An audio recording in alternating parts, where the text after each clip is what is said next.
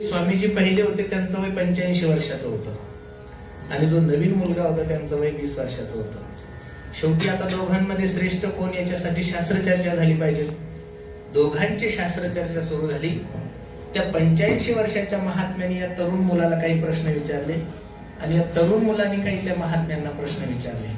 पण 80 वर्षाचे महात्मा असल्यामुळे अनुभव थोडा मोठा असल्यामुळे त्यांनी एक प्रश्न असा विचारला की त्या 20 वर्षाच्या युवा संताला त्या प्रश्नाचं उत्तर आलं. त्याला एवढा पश्चाताप झाला, मी 6 शास्त्र 4 वेद मुखोद्गत केले, या भारतातल्या सर्व पंडितांवर मी विजय मिळवला आणि एवढा विजय मिळवून एका 85 वर्षाच्या वयस्कर म्हाताऱ्याने मला हरवलं. त्याला खूप पश्चाताप वाटला आणि त्या पश्चातापापोटी तो आत्महत्या करण्यासाठी निघाला. कशासाठी निघाला? आत्महत्या करण्यासाठी. त्या 85 वर्षाचा महात्मा संत होता. त्याला कळालं की एक 20 वर्षाचा युवा संत ज्यानं जीवनभर भगवंताची सेवा केली, शास्त्राचं अध्ययन केलं, आणि असा एक व्यक्ती माझ्या शास्त्रचर्चेमुळे जर आत्महत्या करत असेल तर हे चुकीचं आहे. एका सेवकाला सांगितलं आणि त्याला बोलवण्यासाठी पाठवलं. तो आला. मी तुला शास्त्रचर्चेमध्ये हरवलं म्हणल्यानंतर मी तुझा काय झालो? गुरु झालो. हे बघ, तुझ्यासारख्या नवीन पंडिताची, तुझ्यासारख्या अभ्यासू व्यक्तीची या देशाला गरज आहे. माझी आज्ञा, मी तुझा गुरु आहे. तुला शास्त्रचर्चेमध्ये हरवल्यानंतर मी कोण झालो? तुझा गुरु झालो. तर माझी तुला विनंती, तू आत्महत्या न करता अजून अध्ययन करून या देशाचं नाव मोठं करण्यासाठी, भगवंताची प्राप्ती करून करण्यासाठी प्रयत्न करायचे. दर्शन घेतलं आणि तो त्याच्या मार्गाला निघून गेला. पण तो 85 वर्षाचा महात्मा भगवंताच्या मंदिरात गेला आणि भगवंताच्या समोर, सरस्वती मातेच्या समोर बोलू लागला, आई, मी बोलल्यानंतर जर एखाद्या 20 वर्षाच्या माणसाला आत्महत्या करण्याची प्रवृत्ती होत असेल तर आजपासून मी परत बोलणार नाही. त्यांनी एक काडी घेतली आणि आपल्या जिभेमध्ये रवली, म्हणून तदनंतर त्यांचं नाव काष्ट जीवास्वामी पडलेलं आहे. भागवतात खूप सुंदर प्रसंग आहे. म्हणून बोलत असताना कसं बोललं पाहिजे हे सुद्धा पाण्याकून, ऐसी बानी बोलिये मन का पाप होय और अनको शीतल करे और आपही शीतल होय. दत्तात्रयाने वेश्येला सुद्धा गुरु मानलेले. आता शरीर विक्री करणारी एखादी मायमाऊली, तिच्याकडून दत्तात्रयाने कोणता गुण घेतला असेल, हाही एक मोठा प्रश्न आहे. त्यावेळेस सद्गुरूने सांगितलं, जशी एखादी वेश्या शृंगार करून सायंकाळच्या वेळेला आपल्या पोटाची थळगी भरण्यासाठी एखाद्या गिऱ्हाईकाची कशी वाट पाहती, त्याच्यापेक्षा 1000 पट आपण भगवंताने आपल्यावर कृपा करावी याच्यासाठी त्या भगवंताची काय पाहिली पाहिजे? वाट पाहिली पाहिजे. पण आजकालच्या युगामध्ये मला नाही वाटत असे गुरु आपल्याला भेटत असतील, असे शिष्यही आपल्याला भेटत असेल. पण माझी तुम्हा सर्वांना विनंती आहे, बाकीच्या कोणाला गुरु करण्यापेक्षा तुमच्याने माझ्यासाठी ज्ञानोबराय हे सगळ्यात मोठे गुरु आहे. तुकोबराय हेच गुरु आहे. आपण ज्या आश्रमामध्ये बसलेले आहोत त्या आश्रमाचे स्वामीजी सुद्धा आपले गुरुच आहेत, दत्तात्रय सुद्धा आपले गुरु आहेत. म्हणून गुरु पाणी पिना छान के और गुरु करना पहचान के. आणि गुरुच्या सेवेमध्ये माणसाचं जीवन गेलं पाहिजे. आपलं जीवन लोखंड आहे आणि गुरु परीस आहे. आपलं जीवन काय आहे?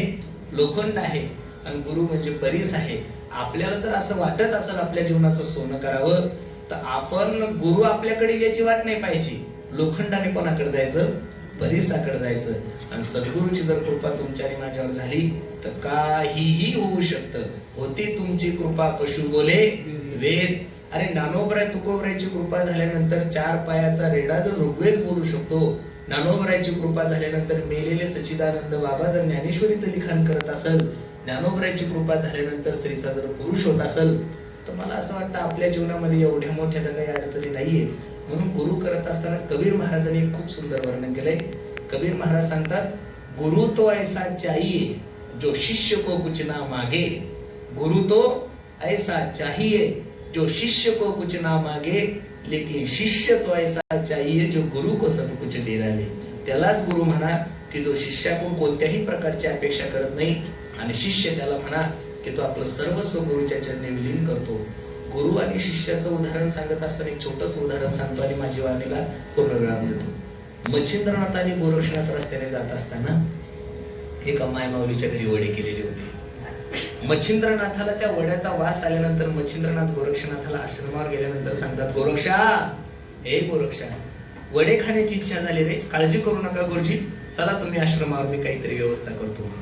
भिक्षाची जोडी घेतली आणि त्या माय माऊलीच्या दारात गेले. ए माय, अलक निरंजन भिक्षाम देई. आता दररोजच गोरक्षनाथ भिक्षेसाठी येत होते, कारण की संन्यासी असल्यामुळे कोरडा शिदा घेत होते. एका ताटामध्ये कोरडा शिदा आणल्यानंतर गोरक्षनाथांच्या डोळ्याला धारा लागल्या. आई, आज कोरडा शिदा नकोय ग, तुमच्या घरी जे वडे केले त्यातले 2 वडे माझ्या गुरुजीला द्या.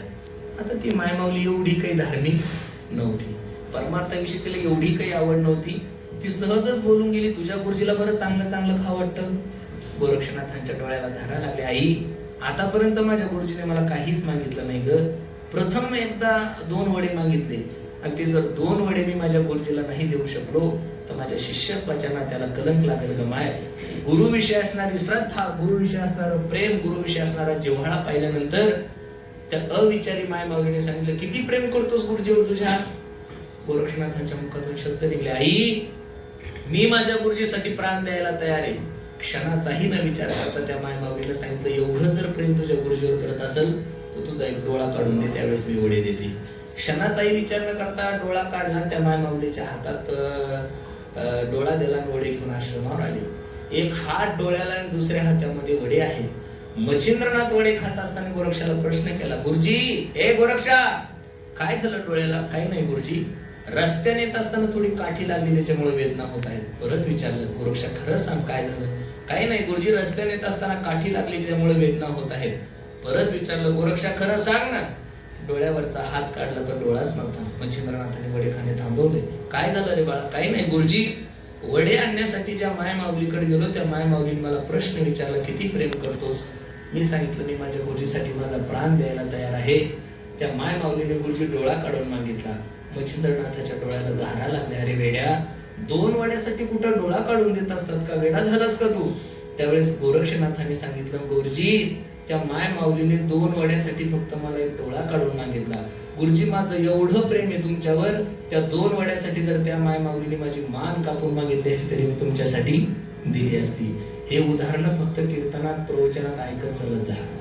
आता ज्या गुरुजीसाठी गोरक्षनाथाने डोळे काढून दिले ते गुरुजी म्हणजे मच्छिंद्रनाथ होते.